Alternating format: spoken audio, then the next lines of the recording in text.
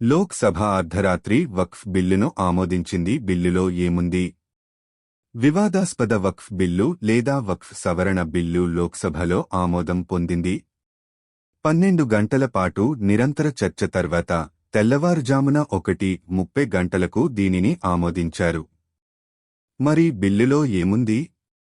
లోక్సభలో ఏ మార్పులు చేసి బిల్లును ప్రవేశపెట్టారు? ఈ బిల్లుకు ప్రభుత్వం సమర్థన ఏమిటి? ప్రతిపక్ష పార్టీల వాదనలు ఏమిటి? ప్రతిదానిని క్లుప్తంగా పరిశీలిద్దాం. ముగింపు మిస్ అవ్వకండి. వక్ఫ్ బిల్లుకు లోక్సభ గ్రీన్ సిగ్నల్. మేము గతంలో వక్ఫ్ బోర్డు, వక్ఫ్ ఆస్తి గురించి చర్చించాము.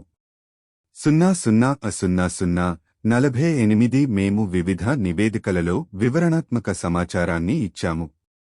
ఈ నివేదికలన్నింటిలో ప్రస్తుతానికి ఈ నివేదికలో మనం వక్ఫ్ చరిత్రను క్లుప్తంగా పరిశీలిస్తాము.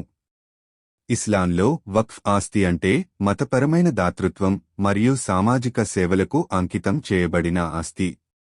ఈ ఆస్తిని అమ్మలేము, బదిలీ చేయలేము మరియు వారసత్వంగా ఏ బిడ్డకు ఇవ్వలేము. దేశవ్యాప్తంగా ఉన్న వక్ఫ్ బోర్డులు ఈ ఆస్తిని నిర్వహించాలి. మసీదులు, మదర్సాలు, శ్మశానవాటికలు, పాఠశాలలు, ఆసుపత్రుల నిర్మాణం కోసం విరాళంగా ఇచ్చిన భూమి మాత్రమే వక్ఫ్ భూమిగా మారగలదు. ప్రభుత్వం వాదన ఏమిటి? ఏ ఆస్తి? ఎవరూ తమది కాని దానిని దానం చేయడానికి రారు. ఇక్కడ చాలా భూమిని ఈ విధంగా దానం చేశారు మరియు వారు సరిహద్దును తీసుకుని దానిని తరలించడం ద్వారా దానిని తమదిగా చెప్పుకుంటున్నారు. కాబట్టి దీనిని క్లియర్ చేయాలి. శ్మశానవాటిక, మసీదు, మదర్సా, పాఠశాల, ఆసుపత్రి మొదలైన వాటి నిర్మాణం కోసం దానం చేసిన భూమి ఏదైనా ఆస్తి వక్ఫ్ ఆస్తిగా మారవచ్చు.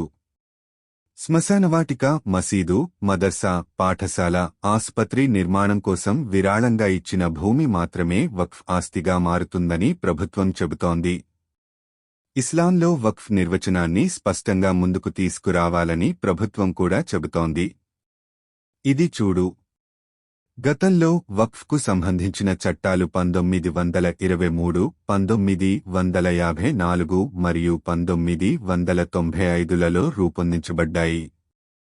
1995 వక్ఫ్ ఈ చట్టాన్ని 2013లో యూపీఏ ప్రభుత్వం వెళ్లిపోవడానికి ముందు 2014లో దాని పదవీకాలం ముగియడానికి కేవలం 1 సంవత్సరం ముందు సవరించారు మరియు వక్ఫ్ బోర్డులకు అదనపు అధికారాలు ఇవ్వబడ్డాయి. గత సంవత్సరం 2024లో కేంద్ర ప్రభుత్వం మళ్లీ ఈ చట్టంలో కొన్ని మార్పులు మరియు సంస్కరణలను ప్రవేశపెట్టి పార్లమెంటులో ప్రవేశపెట్టింది. కానీ కాంగ్రెస్ మరియు ఇండియా పార్టీ నుండి తీవ్ర వ్యతిరేకత వచ్చింది.